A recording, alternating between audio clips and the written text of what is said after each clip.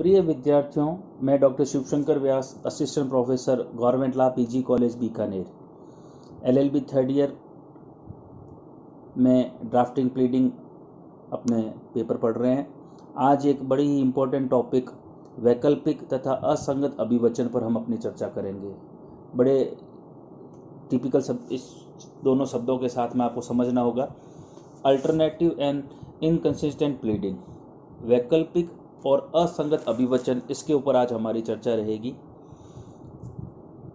हमने पिछली क्लासों में ये बात की थी कि जब कोई पक्षकार अपना अपना अभिवचन कर लेता है, यानी कि दावा पेश कर लेता है, तो वह या प्रतिदावा वह अपने अभिवचनों से बाध्य होता है।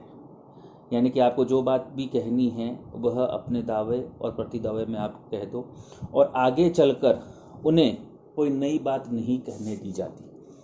इसके बाद जो हम टॉपिक शुरू करेंगे वो होगा भी अमेंडमेंट इन प्लीडिंग, अभिवचन में संशोधन। उससे पहले हम बात कर रहे हैं आज वैकल्पिक और असंगत अभिवचन, कि हम जब अपनी बात कहें, यानी कि वादी और प्रतिवादी जब अपना दावा और प्रतिदावा पेश करता है, क्लेम और डिफेंस, तो दोनों पक्षकारों के लिए ये आवश्यक और वांछनीय है कि वे अपने अपने आधारों का अभिकथन कर दे। यानी कि जो बात भी उन्हें कहनी है डिफेंस में या क्लेम में वो कह दे।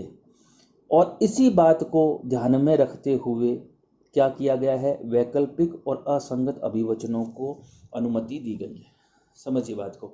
क्या कहा गया है कि आपको जो बात कहनी है अपने अभिवचन में, वह जितने भी आधार हैं खुलकर आप अपने सारे विकल्पों का चयन कर लें। इसीलिए इससे क्या होगा, एक तो वाद बाहुल्यता रुकेगी, दूसरा सीपीसी में आप पढ़ते हैं रेस जुडिकेटा, कई जगह पर क्या होगा, कोर्ट क्या कह देगा आपको कि साहब इस चीज़ की डिमांड तो आप पिछले वाले मामले में भी कर सकते थे, अब रेस जुडिकेटा लागू हो गया और आप इसकी डिमांड नहीं कर सकते। तो क्या कहा जा रहा है कि आपके वादी अगर है तो वादी के पास अपने अधिकार के जितने भी आधार हैं उन सब का वो उल्लेख कर दे, और प्रतिवादी के पास डिफेंस के जो भी आधार हैं उन सब का, और वह चाहे तो साथ में क्या कर सकता है, अल्टरनेटिव वैकल्पिक और इनकंसिस्टेंट असंगत अभिवचनों का भी उल्लेख कर दे। यह सीधी सी बात है। इस तरीके से समझिए वैकल्पिक को, कि हम क्या कहते हैं साहब, मतलब स्ट्रिक्टली नहीं, लेकिन समझने के लिए हम क्या कहते हैं, जैसे कि दवाई की दुकान पर हम जाते हैं, हम कहते हैं कि इसका सब्स्टिट्यूट है क्या, यानी कि ये दवाई नहीं तो दूसरी दवाई है क्या। तो आप उसी बीमारी का इलाज किसी दूसरी दवाई के माध्यम से कराना चाहते हैं जिसका साल्ट एक जैसा हो। तो यहाँ पर ये क्या कहना चाह रहा है कि आप एक ग्राउंड लेते समय दूसरा अल्टरनेटिव वैकल्पिक स्टेपनी भी अपने पास रखिए, वैकल्पिक अभिवचन के रूप में या असंगत अभिवचन के रूप में, जिससे कि आपको बार बार न्यायालय में जाने की आवश्यकता ना पड़े। अब हम बात कर रहे हैं सबसे पहले वैकल्पिक। शब्द से ही पता आपको लग रहा है कि वैकल्पिक शब्द का आशय वादी एवं प्रतिवादी द्वारा अपने दावा या प्रतिदावा को एक से अधिक आधारों पर आधारित करना। अगर वादी होगा तो अपना दावा पेश करेगा, और प्रतिवादी होगा तो अपना प्रतिवाद डिफेंस पेश करेगा, और एक से अधिक आधारों पर, यानी कि वो विकल्प लेकर क्या करेगा, उसमें अपना चयन करेगा। सुप्रीम कोर्ट ने फर्म श्रीनिवास राजकुमार बनाम महावीर प्रसाद के मामले में ये डिसाइड किया कि वादी किसी मामले में विकल्पतः कई अधिकारों का आश्रय ले सकता है। फर्म श्रीनिवास राम कुमार बनाम महावीर प्रसाद में सुप्रीम कोर्ट क्या कह रहा है कि जो वादी है जिसने दावा पेश किया है, वह किसी मामले में विकल्पतः कई अधिकारों का आश्रय ले सकता है। यानी कि वह जो बात कह रहा है, जिस चीज़ की डिमांड कर रहा है, उस डिमांड को सिद्ध करने के लिए, अपने उस अधिकार को सिद्ध करने के लिए वह विकल्प के रूप में, साहब मैं इस चीज़ को या इस अधिकार को इस नाते भी प्राप्त करने का हकदार हूँ, अगर ये नहीं तो मैं इस वैकल्पिक तौर पर क्या कह रहा है, इस आधार पर भी प्राप्त करने का चाहता हूँ, नहीं तो सी कहता है कि इस आधार पर प्राप्त करने का चाहता हूँ। यानी कि अलग अलग जो उसके पास में अल्टरनेटिव ग्राउंड हैं उन सब का आश्रय ले सकता है। इसी प्रकार प्रतिवादी जो है वह भी अपनी इच्छा अनुसार पृथक पृथक आधारों पर प्रतिवाद ले सकता है। वो भी कह सकता है साहब वादी की बात इस आधार पर खारिज की जाए, ये नहीं तो इस बात पर खारिज की जाए, और इस बात पर नहीं तो इस बात पर इस बात को खारिज किया जाए। और लॉ में ऐसा कोई उपबंध नहीं है जो वादी और प्रतिवादी को ऐसा करने से रोके। कैसा करने से? यानी कि उन्हें विकल्प अधिकारों का चयन करने से रोकने का लॉ में कोई प्रोविजन नहीं है। सीपीसी ऑर्डर 6 रूल 2 अथवा संहिता का कोई अन्य उपबंध किसी पक्षकार को वैकल्पिक या असंगत अभिवाक लेने से नहीं रोकता। यानी कि लॉ का कोई प्रोविजन, संहिता का कोई प्रावधान ऐसा नहीं है जो वादी या प्रतिवादी को अनुकल्पतः वैकल्पिक अधिकारों आधारों का चयन करने से रोके। तो बात क्या निकल कर आई हमारे सामने कि दोनों ही पक्षकार, चाहे वो वादी हैं या प्रतिवादी हैं, वे क्या करेंगे? अपने दावे और प्रतिवाद के लिए, यानी कि डिफेंस और क्लेम, जो हम बात कर रहे हैं कि वादी होगा तो वो क्लेम की बात करेगा और प्रतिवादी होगा तो वो डिफेंस की बात करेगा, वे दोनों ही विकल्प के रूप में कई आधारों या अधिकारों का आश्रय ले सकते हैं। समझने के लिए एक बात, इस एग्जाम्पल के जरिए हम इस बात को समझ रहे हैं कि क्या कैसे हो सकता है।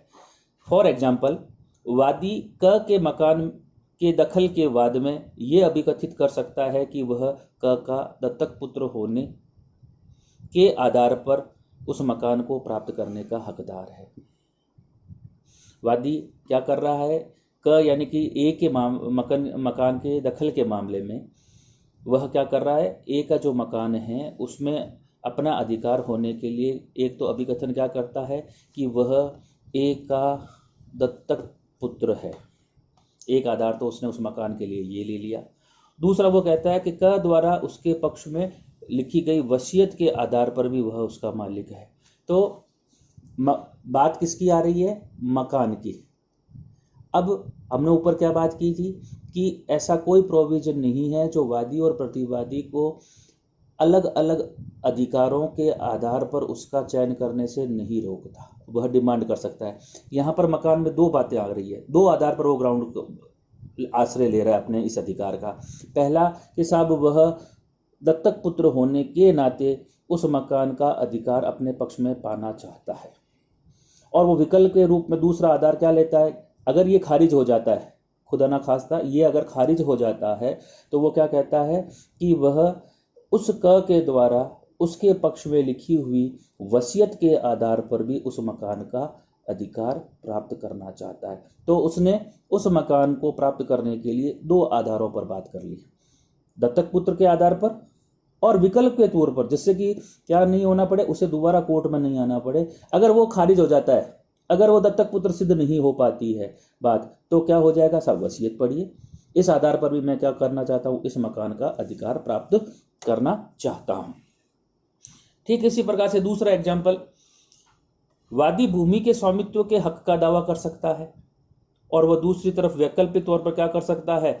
सुखाधिकार की भी मांग करता है, ईजमेंट की भी मांग कर सकता है। एक तरफ वो क्या मांग कर रहा है? स्वामित्व के हक का दावा कर सकता है, साहब मेरी ये ऑनरशिप है। अगर वो नहीं है तो वो विकल्प के तौर पर क्या डिमांड कर सकता है कि मैं इसमें सुखाधिकार की मांग कर रहा हूं। फिर एक एग्जाम्पल के जरिए इस बात को समझिए कि ए एक बंध पत्र बॉन्ड के आधार पर बी के विरुद्ध कुछ धन प्राप्त करने के लिए वाद संस्थित करता है। ए एक बॉन्ड के आधार पर बी के विरुद्ध कुछ धन प्राप्त करने के लिए वाद संस्थित कर रहा है। अब बी क्या कर रहा है? जिसके खिलाफ मामला हो आया है वो डिफेंस कर रहा है, प्रतिवाद कर रहा है। क्या प्रतिवाद कर सकता है? कि उसने उस बॉन्ड को निष्पादित ही नहीं किया। देखो ऊपर के एग्जाम्पल में हमने बात की थी वादी की कि वह क्या कर रहा है? विकल्प के तौर पर अधिकार की मांग कर रहा है।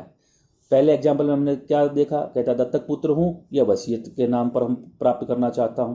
दूसरे में वो कहता है मैं भूमि को स्वामित्व के आधार पर प्राप्त करना चाहता हूं, नहीं तो सुखाधिकार की मांग कर रहा हूं। अब यहां पर हम क्या कह रहे हैं? प्रतिवादी अपना प्रतिवाद क्या ले रहा है?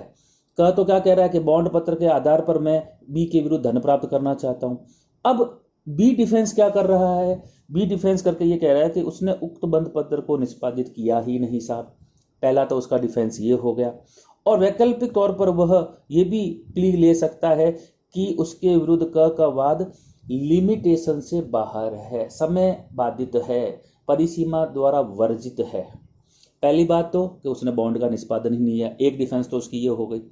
अब क्या हो सकता है कि उसकी ये डिफेंस खारिज हो जाए, वादी ये सिद्ध कर दे कि हाँ ना साहब इसने तो बॉन्ड पत्र लिखा था, तो वो विकल्प के तौर पर दूसरी डिमांड क्या कर रहा है, अधिकार अपना किस आश्रय किस पे ले रहा है कि अगर मैंने ये किया भी है तो अब ये जो बॉन्ड जिसके आधार पर ये अपनी बात कहना चाह रहा है वह क्या है, टाइम बार्ड हो चुका है, परिसीमा अवधि द्वारा वर्जित है, अब ये इस पर वाद नहीं ला सकता।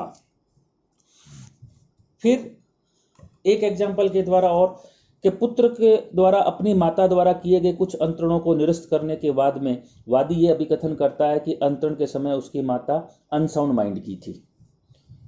पुत्र के द्वारा अपनी माता द्वारा, यानी कि माँ और बेटे के मामला है, और बेटा ये कह रहा है कि उसकी माँ के द्वारा जो कुछ भी ट्रांसफर्स किए गए हैं, अंतरण किए गए हैं, वह क्या है, उसकी माँ ने उस समय किए जब वह विकृत चित्त की थी, अनसाउंड माइंड की थी।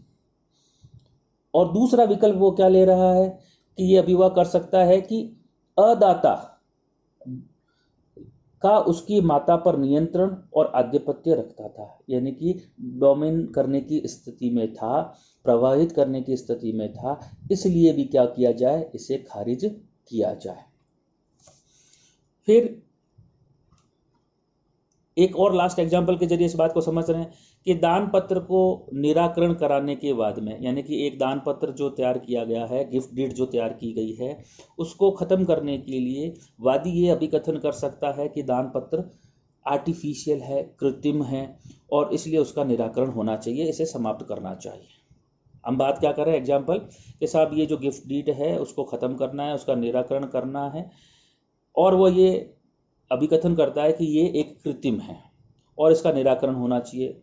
और अल्टरनेटिव वो क्या प्लीडिंग कर रहा है, वो ये भी कह सकता है कि ये दान पत्र अगर कृत्रिम नहीं भी है, पहला ग्राउंड उसने क्या लिया है कि ये कृत्रिम है, दूसरा वो क्या कह रहा है कि चलो साहब अगर ये खारिज भी हो जाए कि कृत्रिम नहीं है तो भी उसका निराकरण होना चाहिए, क्योंकि उसका आशय ऋणदाताओं को विफल करने या भुगतान में विलंब करने के आशय से किया गया है। ये जो भी ट्रांजैक्शन किया गया है वो किस लिए किया गया है, उसका निष्पादन ऋणदाताओं को विफल करने या उसके भुगतान को विलंब करने के आशय से किया गया है। इस असंगत वैकल्पिक अभिवचन जिसकी हम बात कर रहे हैं, इसमें इंपॉर्टेंट चीज जो है वो एक यहाँ नोट करने वाली बात है कि जब वाद पत्र में वैकल्पिक अनुतोषों की, अल्टरनेटिव रिलीफ की प्रार्थना की गई हो और उनमें से एक प्रदान कर दी गई है, तो वादी अन्य वैकल्पिक अनुतोषों के लिए अपील नहीं कर सकता। यानी कि आपने अलग अलग ग्राउंड पे बात की और उसमें से एक की आपको रिलीफ दे दी गई है, तो अन्य जो आपने रिलीफ मांगी थी उसके लिए आप क्या नहीं कर सकते, अपील नहीं कर सकते। सक्कू बाबू वर्सेज आरबी रेडियर के मामले में इस बात को डिसाइड किया गया। तो पहली चीज हम जो देख रहे हैं वो हमारे सामने आ रही है वैकल्पिक अभिवचन, उसकी हमने बात की। अब दूसरी जो बात हमारे सामने आ रही है वह है असंगत अभिवचन। असंगत अभिवाक भी प्रस्तुत किए जा सकते हैं, लेकिन किसी भी पक्षकार को विशुद्धतः ऐसे असंगत तथ्यों को अभिकथित करने की अनुमति नहीं दी जा सकती जो एक दूसरे के लिए विध्वंसक प्रकृति के, अर्थात वे इस प्रकार असंगत हो कि एक तथ्य को सिद्ध करने के लिए अपेक्षित साक्ष्य दूसरे को नष्ट कर दे। ये कहता है कि दो विपरीत बातों को नहीं कहा जा सकता। वही वापस फ्रॉम श्रीनिवास राजकुमार बनाम महावीर प्रसाद नामक वाद में ये कहा गया कि दो या दो से अधिक अभिकथन प्रस्तुत किए जा सकते हैं और सिविल प्रक्रिया संहिता ऑर्डर 6 रूल 2 इस प्रकार के अभिवचन करने, वैकल्पिक या असंगत अभिवाह करने से हमें नहीं रोकता। लेकिन इंपॉर्टेंट चीज क्या कहती है, वह शर्त है कि क्या ऐसे परस्पर अभिवचन विध्वंसकारी नाशक प्रवृत्ति के न हो। इससे समझिए, यानी कि दो विपरीत बातें, असंगत का मतलब क्या होगा, दो अलग अलग बातें आप एक साथ नहीं कह सकते। एक एग्जाम्पल से बात समझिए कि जब संपत्ति अंतरण अधिनियम की धारा 53A के अधीन अधिकार बताया जाए, देखो क्या कह रहा है, एक तरफ तो आप section 53A transfer of property में अपने अधिकार की बात बताएं कि साहब इस सेक्शन के तहत मेरा अधिकार, और दूसरी तरफ आप एडवर्स पोजेशन प्रतिकूल कब्जे द्वारा हक उत्पन्न होने की बात नहीं की जा सकती, क्योंकि ये दोनों ही क्या है, परस्पर असंगत है, विनाशक है, विध्वंसकारी है, इनको एक साथ नहीं लिया जा सकता। लेकिन दूसरा एग्जाम्पल जो क्या बता रहा है, असंगत तो है लेकिन वह विध्वंसक या नाशक प्रवृत्ति का नहीं है। वो किस एग्जाम्पल के साथ समझा रहा है कि प्रतिवादिनी वादी के साथ विवाह होने की बात से इनकार करती है।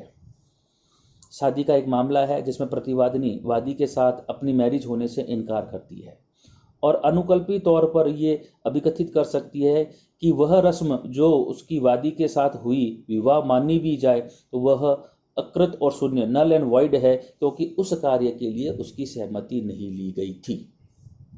तो वैकल्पिक अभिवाह असंगत है, जो उसने अल्टरनेटिव प्ली लिया है वह असंगत है, लेकिन वह उस अधिकार जिसकी उसके द्वारा मांग की जा रही है उसके विरोधी नहीं है, विध्वंसकारी नहीं है, नाशक नहीं है। एक तरफ तो क्या दोनों असंगत है जो उसके द्वारा ग्राउंड लिए जा रहे हैं।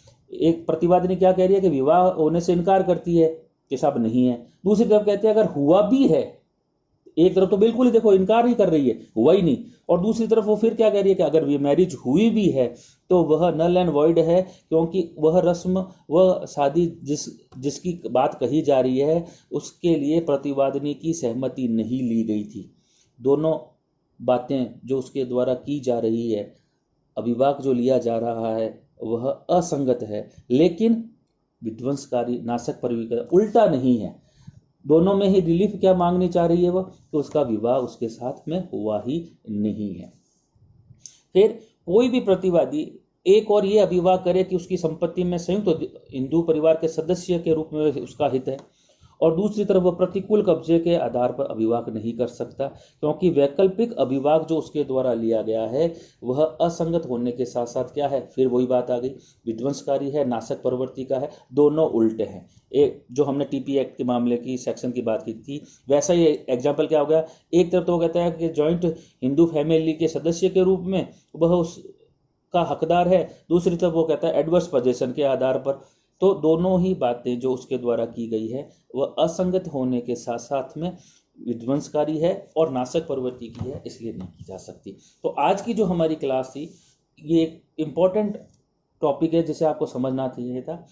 ये मामला हमें ये कहता है कि हम अल्टरनेटिव या इनकंसिस्टेंट प्लीडिंग कर सकते हैं। क्यों? क्योंकि मामले की बाहुल्यता को रोकना है, लेकिन ऐसा करते समय हमें जो प्रोविजंस हैं वैकल्पिक तौर पर तो हमने पढ़ लिया, असंगत में क्या है इंपॉर्टेंट चीज, वह उस मामले के विपरीत नहीं होनी चाहिए। धन्यवाद।